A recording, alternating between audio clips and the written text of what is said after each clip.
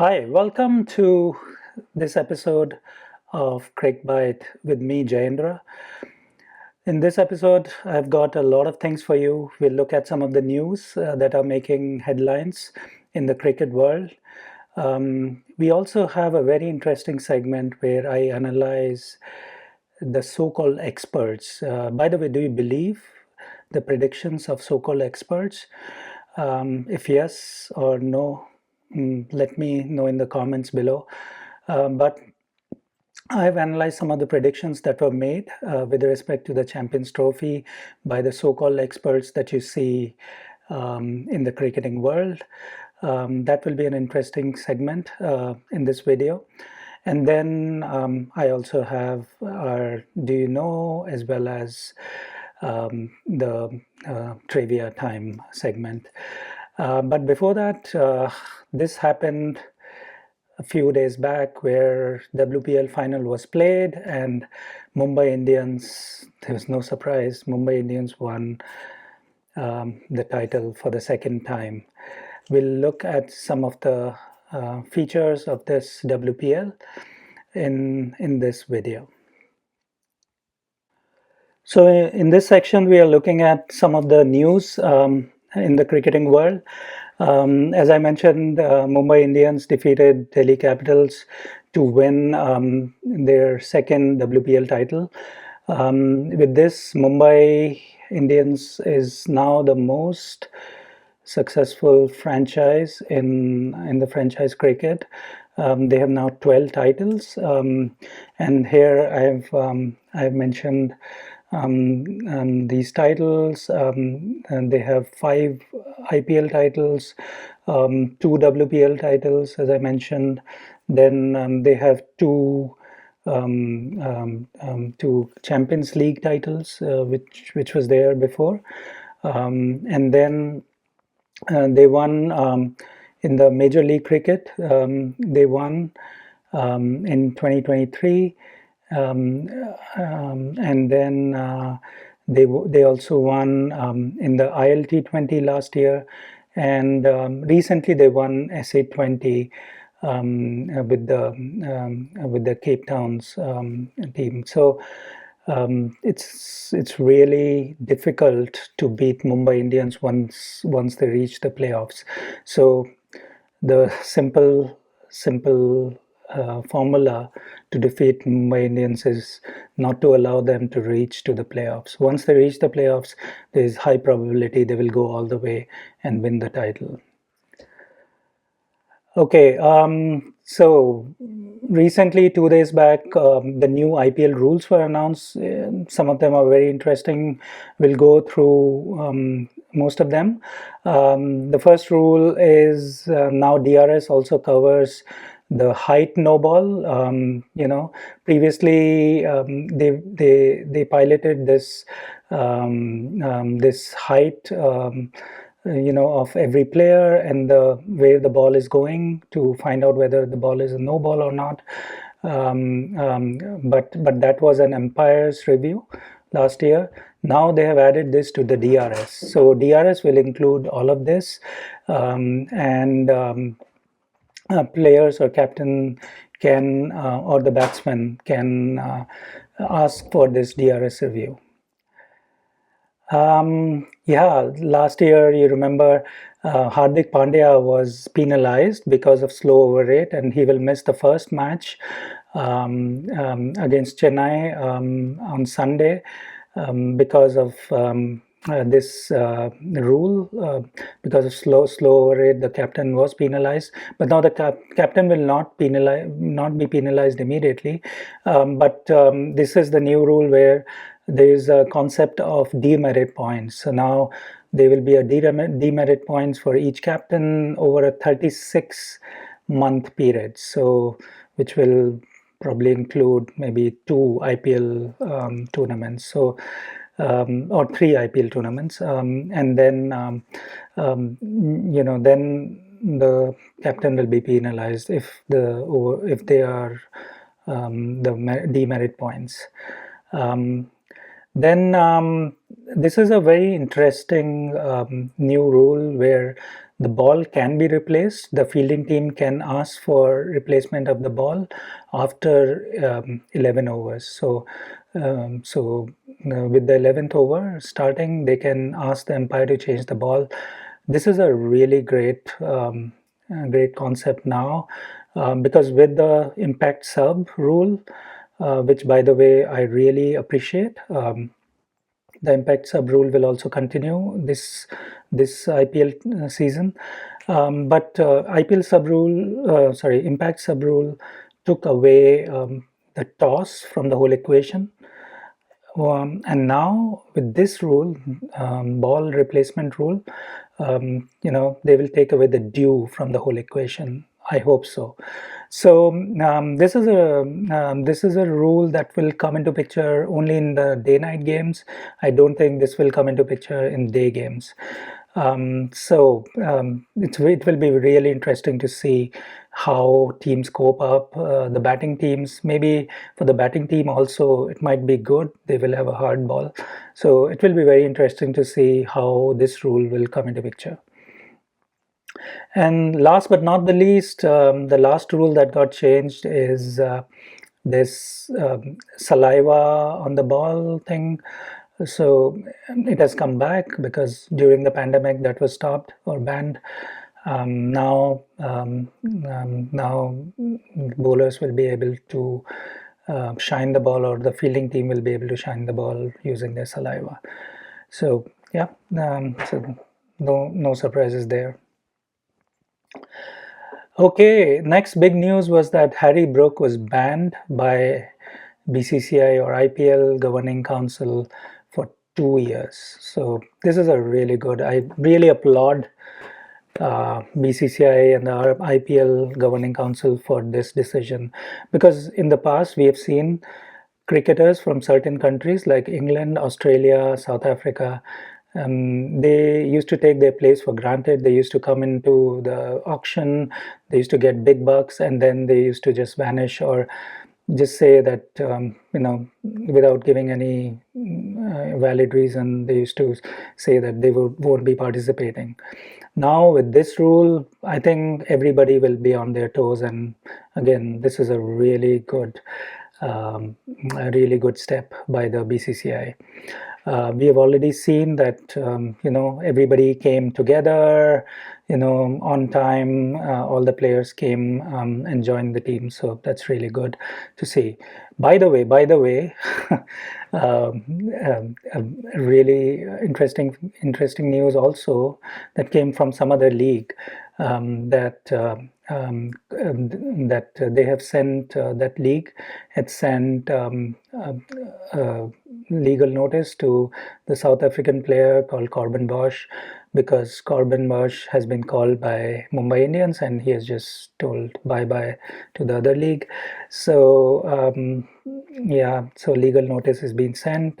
We have to see how that will pan out. And by the way, there is an inside news that other players like Michael Bracewell and also Kyle Jamieson have been called into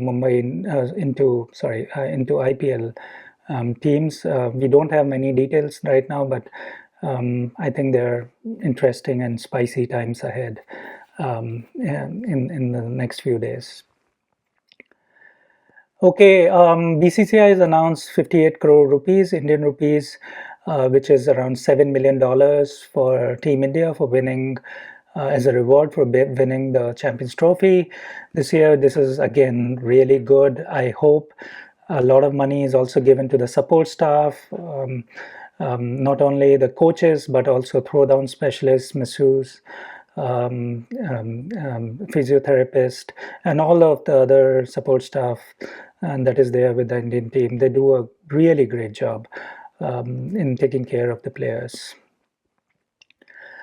Finally, some fun news. We saw New Zealand Prime Minister, his name is Christopher Luxon. He was seen playing cricket on the streets of New Delhi with the New Zealand superstar Ross Taylor. So that was great to see a Prime Minister playing cricket on the streets. And final news, we all saw last week Rishabh Pant's sister, Sakshi Pant, got married in Mussoorie in the Himalayas, and a lot of superstars were present in that function. And this photograph is a little bit special because we have Gautam Gambhir and MS Dhoni in the same photo, which does not happen too often. Welcome to this short segment on the experts predicting the outcomes of ICC tournaments. So every every ICC tournament we see before the start, the experts sitting on TV, in the news media, or even on YouTube channels, they start predicting who will be the semi-finalists, who will go on to win.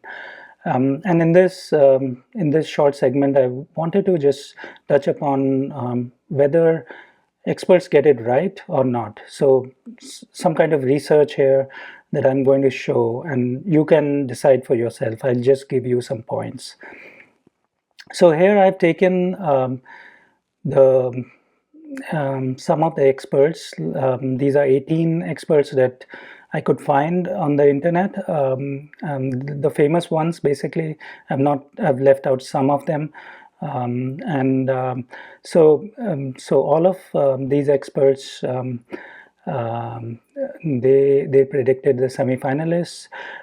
Some of them, like Ricky Ponting, for example, and then Michael Atherton and Shoaib Akhtar, did not predict all four. They just predicted three. So I've taken those. The first really glaring point that I want to make is that none of these 18 experts got it right. So they got at least one wrong. Okay. The second point is that everyone picked India. So that just means that India were the hot favorites to win the tournament, and the team that was the favorite won. No surprise. Third point is many of these so-called experts picked Pakistan. And that was a real surprise to me because I'm not an expert, but I wouldn't have picked Pakistan as one of the teams making it to the semi-final, just because they were not playing well at home. They lost their tri-series just before the Champions Trophy started. Also, their form was not really good. So I wouldn't have picked Pakistan. And similarly, the fourth point is that many of these experts did not pick New Zealand. They picked South Africa instead. So again, that was a bit of a surprise to me, because I would have picked New Zealand on the form they were in, and South Africa were missing some of the key players. So yeah, I mean, eventually both of them qualified for the semi-final, but I would have definitely kept New Zealand in the semi-finalist list. Then another great, the fifth point I wanted to make here is that many of these experts picked Afghanistan, which is really great because we have seen in the recent past, Afghanistan has played really good cricket. They've beaten some of the top teams in the world. They've even qualified for the semi-finals in the T20 World Cup. So it just shows that the growing stature in how people perceive Afghanistan as a team, and also the Afghani players. That is really great for cricket in general, because we have this really great bunch of players who are coming in from Afghanistan.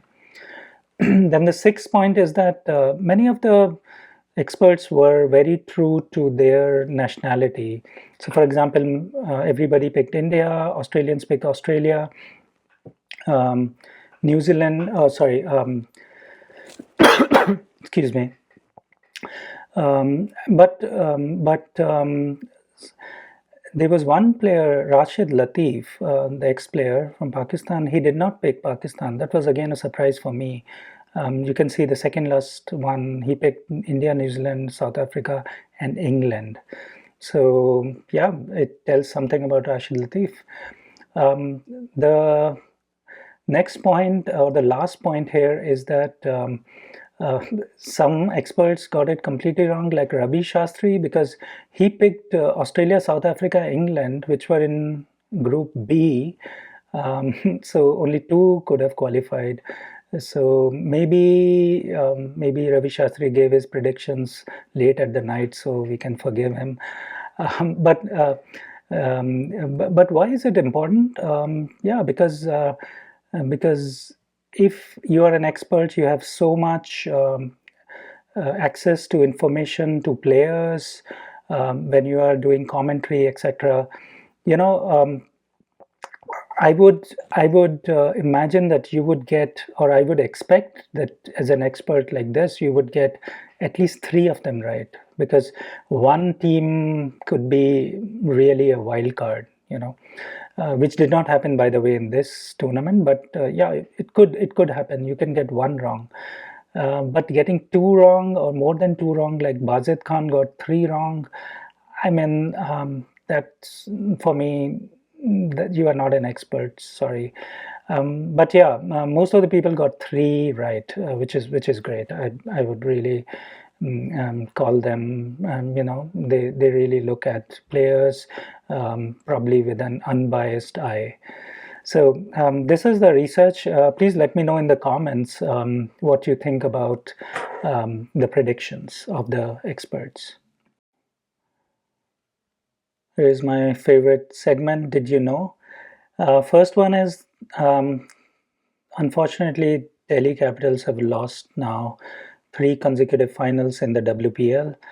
And as you can see, all three times, it's the same captain for Delhi Capitals, Meg Lanning from Australia. So it's a real heartbreak if you consider that all three times they have been the topmost team during the league phase. They've been number one in the league phase, and still all three times they've lost the final. Anyways, better luck next time to Delhi Capitals. At 13 years of age, Vaibhav Suryavanshi is said to be the youngest player now to play in the IPL. He's playing for Rajasthan Royals, and he went in the auction for 1.1 crore. So that's not bad for a 13 years old, but I don't think he will be able to spend a lot of money on himself. So it will be in the bank probably. And last but not least, this Instagram post by Hardik Pandya became viral almost immediately, and it became the fastest post by an Indian to reach 1 million likes in around 6 minutes. So that's really amazing. And that's it for Did You Know section for today. On to the trivia time. So I asked three questions last time. So here are the answers. Who sang the ICC Champions Trophy 2025 song? Jeeto Bazi Khel Ke, it's Atif Aslam from Pakistan. Then Rohit Sharma lost 12 consecutive tosses. Whose record did he equal?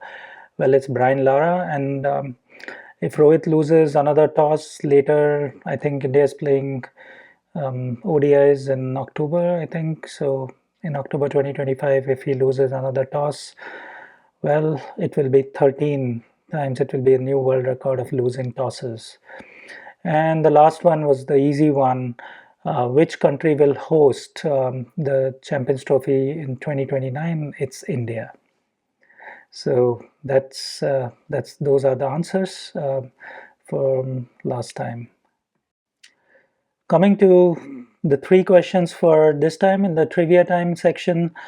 First question is, who smashed 66 runs of 44 balls in the WPL final, which proved to be a match-winning knock? Second question, with a total of 205 wickets, which bowler holds the record for most wickets in the IPL history? And third one is, which cricket stadium will be hosting the final of this year's IPL on May 25th? So you can provide me the answers in the comments. And also you can let me know what you think about the trivia questions in the comments. Thank you very much.